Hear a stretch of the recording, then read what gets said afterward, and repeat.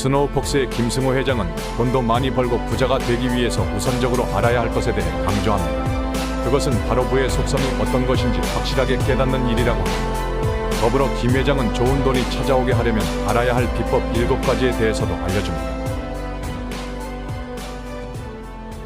부라는 것이 가진 묘한 속성. 대부분 사람들이 열망하며 추구하는 부라는 것은 대체 어떤 속성을 가졌을까요? 첫째, 열심히 산다고 돈을 많이 버는 것이 아닙니다. 돈을 많이 번다고 부자가 되지도 못합니다. 부자가 된다고 꼭 행복해지는 것도 아니죠. 부는 삶의 목적이 아니라 도구일 뿐입니다. 열심히 산다고 모두 부자가 되었다면 이 세상은 이미 공평하게 모두가 부자가 되었을 것입니다. 우리들 부모님은 정말 열심히 사신 분들이지만 여러분들도 아시다시피 부자로 은퇴하지 못했습니다. 열심히 살면 먹고 사는 문제는 해결될 수 있겠지요. 하지만 정말 부자가 되기 위해서는 열심히 사는 것만으로는 부족합니다. 그 이유는 방향성이 옳지 않기 때문입니다. 열심히 사는 사람들은 부지런함이 모든 것을 해결해 주는 줄 알고 있어요. 더 많은 일을 해서 부자가 되려 하지만 일과 저축을 통해 부자가 되는 데에는 한계가 있습니다. 가지고 있는 자산이 스스로 일하게 만드는 법을 배우려 하지 않거나 아니면 배우지 못하고 투자하는 것이라든가 시장에 돈이 움직이는 것에 신경 쓰지 못하고 있죠. 너무 일이 많고 바쁘기 때문입니다. 돈을 모으는 방법도 모아놓은 돈을 불리는 방법도 배우지 못하고 다른 자산의 가치가 자꾸 올라가는 동안 집 한 채 겨우겨우 마련하고 인생이 끝나버립니다. 한데 이는 열심히 일한 죄밖에 없습니다. 둘째, 돈을 많이 번다고 부자가 되는 것도 아닙니다. 부자가 되기 위해서는 버는 돈보다 쓰는 돈을 잘 관리해야 합니다. 씀씀이가 크고 사치가 는다면 더 많은 돈을 벌어야 하지만 급여와 달리 많이 버는 돈은 일정한 수입이 아닌 경우가 많지요. 수입이 줄어도 씀씀이는 줄이지 못하니 수입은 모두 지출이 되게 되는 겁니다. 당연히 자산은 줄어들기 마련이죠. 부자는 수익의 규모에서 나오는 게 아니라 지출 관리에서 나온다는 점을 분명하게 인식하고 있어야 합니다. 작은 돈을 함부로 하지 말고 정기적인 지출을 모두 줄여야 합니다. 수입 중에서 가장 좋은 수입은 정기적으로 들어오는 돈이고 가장 나쁜 지출은 정기적으로 나가는 돈이기 때문입니다. 이 점을 잊지 마십시오. 매달 자동이체로 나가는 돈은 아무리 사소해도 줄여야 합니다. 한 달에 10만 원 정도 나가는 것에 속지 마세요. 그 10만 원짜리 뒤에 줄줄이 36개가 달려있기 마련입니다. 3년 계약으로 360만 원이 사라질 게 현재 10만 원씩 나갈 뿐이라는 걸 기억하세요. 셋째, 부자가 되면 마냥 행복할 것 같지만 반드시 그렇지도 않습니다. 안 좋은 면도 많아요. 지킬 것이 많아져 불안하고 걱정이 많아지죠. 더 큰 부자를 보면 괜스레 초라해지고 가난한 사람을 보면 한숨이 절로 납니다. 은행에서 지점장이 인사를 안 하면 공연히 화가 나고 줄 서서 기다리면 왕창 짜증이 납니다. 우습게도 자신이 뭐 대단한 사람인 것처럼 여겨서겠죠. 가족은 돈을 쓸 때만 모이고 친척들은 갚지도 못할 돈을 빌려달라 떼를 쓰죠. 넷째, 부자의 재산 중에 부정한 수입이나 빼앗은 돈이 들어있으면 집안을 어지럽힙니다. 세금을 착복한 돈은 흉기가 되고 뜻하지 않게 번 돈은 자랑하다 사라질 운명인 걸 알아야 합니다. 즉 질이 좋지 않은 돈은 주인을 해칠 수 있습니다.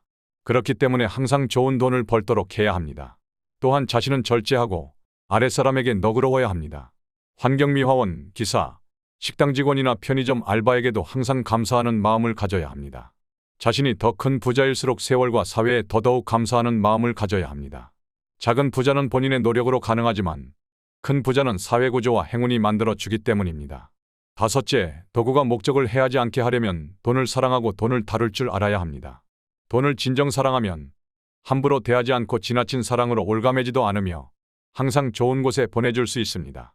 존중을 받지 못한 돈은 영영 떠나가고 사랑을 받은 돈은 다시 주인 품으로 돌아오죠. 그러니 나가는 돈은 친구처럼 환송해주고 돌아오는 돈은 자식처럼 반겨주십시오. 돈이 목적이 되는 순간 모든 가치 기준이 돈으로 바뀌고 집안의 주인이 된 돈은 결국 사람을 부리기 시작합니다. 결국 사람이 돈을 대신해서 일을 하게 되며 돈의 노예가 됩니다. 부의 속성을 잘 이해했다면 자신에게 좋은 돈이 찾아오게 해야 합니다. 이상에서 말한 부의 속성에 대해 깨닫고 나면 좋은 돈이 찾아오도록 해야 합니다. 여기에는 다음과 같은 7가지 방법이 있습니다. 1. 품이 없는 모든 버릇을 버려라. 욕을 하고 투덜거리는 것, 경박한 자세로 앉아있는 것, 남을 비웃는 것, 지저분한 차림, 약속에 늦거나 변경하는 일 등의 이런 모든 행동은 품이 없는 짓입니다. 2. 도움을 구하는데 망설이지 마라. 묻고 요청하고 찾아가고 부탁하세요. 반드시 물음에 답을 주고 도움을 주고 반기는 사람이 있습니다. 3. 희생을 할 각오를 해라. 작은 목표에는 작은 희생이 따르고 큰 목표에는 큰 희생이 따릅니다. 공부를 위해서는 잠을 포기하고 돈을 모으기 위해선 더 많은 시간을 일해야 합니다. 4. 기록하고 정리하라. 투자 내역, 정보, 갑자기 생각난 아이디어, 명함, 사이트 암호들, 구매 기록 등을 모두 정리하거나 기억하세요. 이것은 재산이며 동시에 당신을 보호해 줄 겁니다. 5. 장기 목표를 가져라. 산을 오르려면 봉우리가 보여야 합니다. 즉각적인 자극에 유혹당하지 말고 평생 지킬 만한 가치를 찾아보십시오. 6. 제발 모두에게 사랑받을 생각을 버려라. 눈치 보지 말고 비난에 의연하고 무리에 어울리는 것에 목숨을 걸지 마십시오. 진정한 친구는 2명도 많고 가족의 지지가 모든 것에 기초임을 명심하십시오. 부정적인 사람과 결별하고 당신보다 나은 사람들과 어울려야 합니다. 7. 시간이 많다고 생각하지 마라. 투자는 지금도 늦었고 수고 없이 저절로 느는 것은 나이밖에 없습니다. 한 살이라도 젊어서 투자하면 한 살이라도 어릴 때 부자가 됩니다. 부의 속성이라는 게 단순하게 느껴지고 그 정도는 충분히 인지하고 있다고 착각할 수도 있을 듯한데 실상은 거의 생활화가 되지 못하고 있는 것 같습니다. 아마 부에 근접하는 데 실패한 대부분 사람들은 이 글을 듣다 보면 격하게 공감할 겁니다. 따라서 여러 번 읽고 듣고 하면서 깊게 새김과 동시에 좋은 돈이 알아서 찾아오도록 마음 자세를 가다듬어야 하겠습니다. 이 내용을 접하신 모든 분들이 겸허하게 받아들여 경제적 자유를 누릴 정도의 부를 불러들이시기를 기원합니다. 인생에서 승리하고자 한다면 그 확률을 높여주는 핵심 사항에 집중하여야 하며 더불어 승자 요건을 갖추었는지 여부 역시 점검해 보아야 합니다. 스노우폭스의 김승호 회장은 부의 속성이라는 저서에서 강조하고 있는 것이 또 있습니다. 부자가 되기 위한 중요한 기초 단계로서 종자돈 1억 만들기 5가지 원칙과 이렇게 만들어 놓은 귀중한 1억 원을 제대로 투자하기 위해서 지켜야 할 투자 원칙에 관한 것입니다. 이번 영상에서는 모아둔 1억 원을 성공적으로 투자하기 위한 원칙 8가지와 본격적으로 투자하기 전 본인이 과연 투자할 요건을 제대로 갖추었는지 확인해보는 방법까지 알아보고자 합니다. 여러분이 어렵게 종자돈 1억 원을 모았다고 한다면 이제는 이렇게 모은 귀중한 1억 원을 투자하는 단계에 들어선 것입니다. 성공적으로 투자해서 단계적으로 더 큰 부를 만들기 위해서는 어떻게 해야 할까요? 다음에서 제시하는 8가지 투자에 대한 원칙과 기준을 철저히 고수해야 합니다. 첫째, 빨리 손쉽게 돈을 버는 모든 일을 멀리하는 일입니다. 무엇이든 빨리 버는 것은 결국 이익이 되지 못합니다. 예를 들어 코인 투자로 손쉽게 순간에 돈 좀 벌었다 해도 그 돈은 비슷한 이익을 추구하다 결국 사라지기 때문입니다. 즉 도박을 해서 번 돈과 비슷하다는 거죠. 그렇게 돈을 벌고 나면 그런 투자만 찾아다니다가 결국 모든 재산을 잃게 됩니다. 이런 뜻밖의 행운은 사업가로서나 투자자로서 마약을 맞는 것과 같음을 꼭 인식하고 있어야 합니다. 둘째, 생명에 해를 입히는 모든 일에 투자하지 않는 일입니다. 생명을 죽이거나 생명을 존중하지 않는 모든 사업에는 투자하거나 참여하지 않도록 합니다. 남을 해치는 일은 후에 자신에게 돌아옵니다. 셋째, 투자를 하지 않는 일을 하지 않는 일입니다. 투자를 하지 않는 것은 가장 나쁜 투자입니다. 자산은 무엇인가 항상 투자를 하고 있어야 됩니다. 물론 투자를 위해 대기하고 있는 자본도 투자입니다.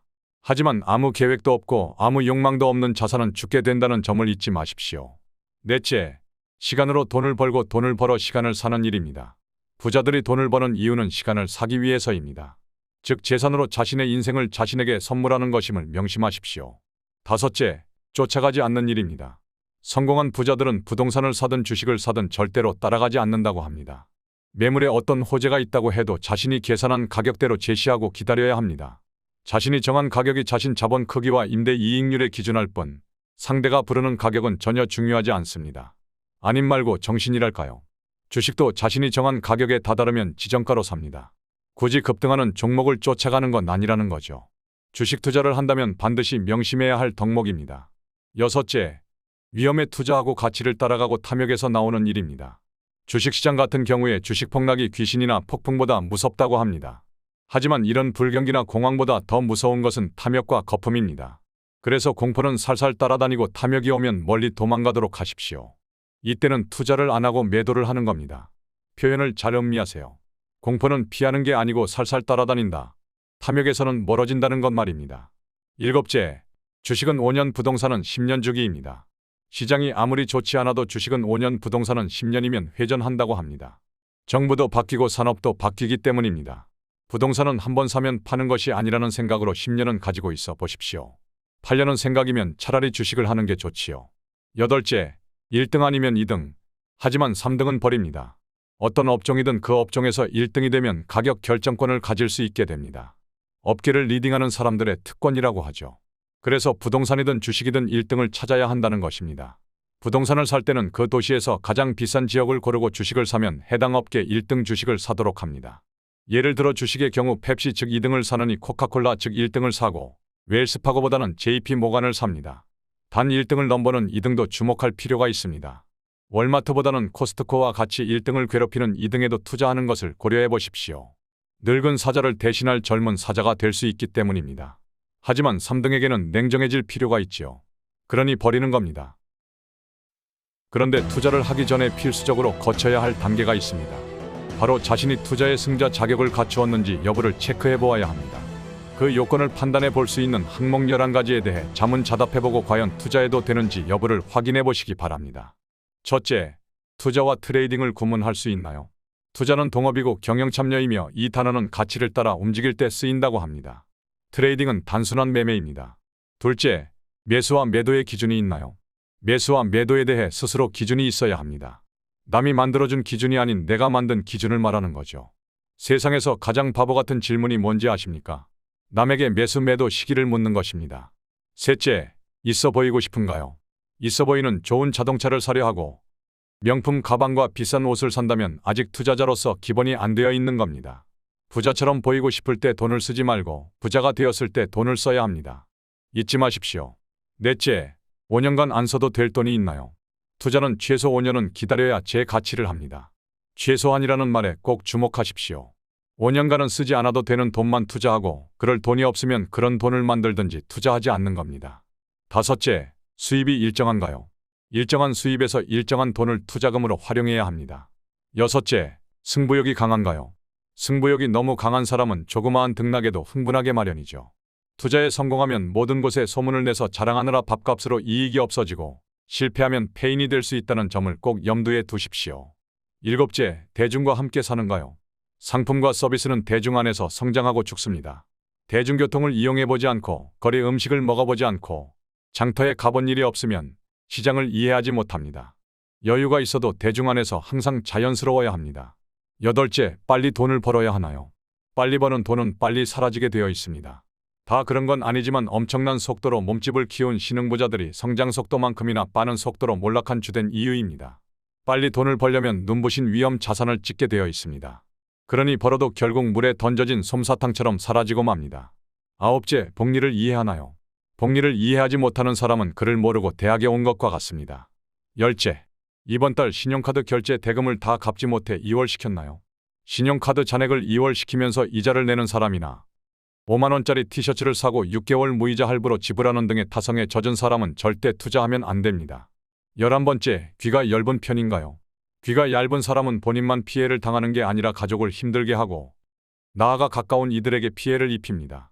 귀가 얇은 사람은 남의 말에 쉽게 넘어가면서도 절대로 가족 말은 듣지 않는 경향이 있습니다.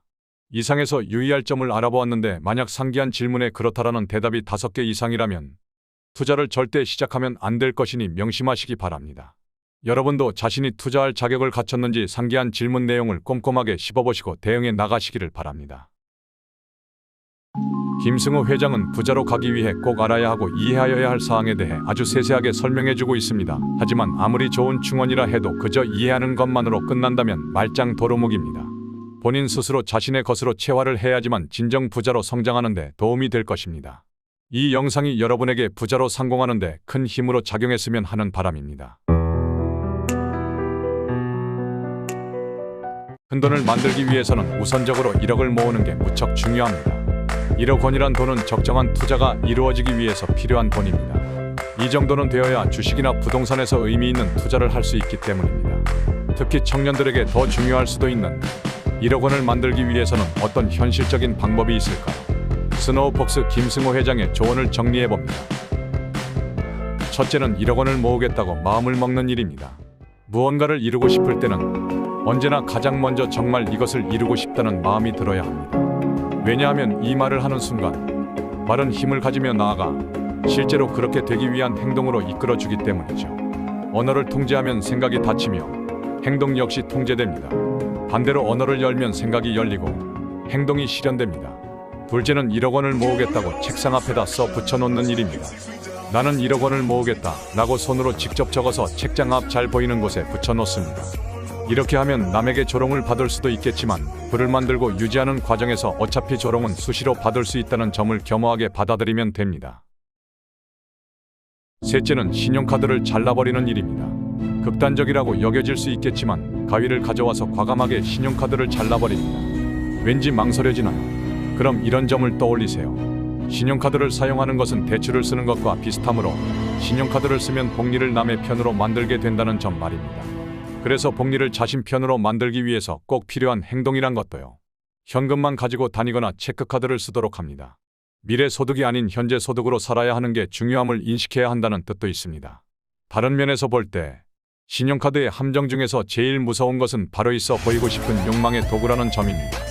이전 영상에서 제시했던 투자에서의 승자 요건을 알아보는 자문자답 항목 중에서 있어 보이고 싶어 고급 외제차를 사고 비싼 명품을 사고자 하는 욕망이 크다면 아직 투자자로서의 자격 요건이 안 된다고 했습니다. 이러한 있어 보이고 싶은 심리의 극단적인 폐해를 보여주는 것이 바로 카푸어입니다. 한편으로 김승호 회장이 신용카드를 잘라버리라고 한 말은 아예 신용카드 계정을 삭제하라는 의미는 아니라고 생각합니다.